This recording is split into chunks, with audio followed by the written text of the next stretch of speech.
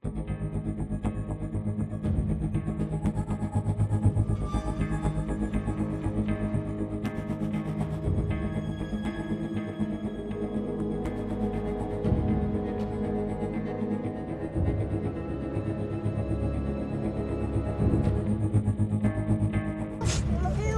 लेके जा रहे हैं, जा रहे हैं ना, हम लेके जा रहे हैं। देखो आके इधर, देखो इधर वो देखो, वो देखो, आपके लिए बिस्किट भी लाया, चॉकलेट लाया, चॉकलेट। मामू के पास लेके जाएंगे।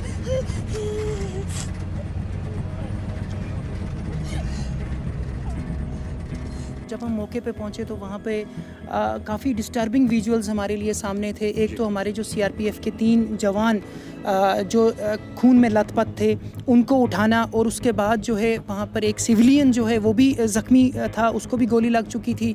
और उस सबसे बड़ा डिस्टर्बिंग हमारे लिए ये था कि जब हमने एक छोटा बच्चा देखा 2-2.5 साल के करीब जो है वो इर्द गिर्द घूम रहा है।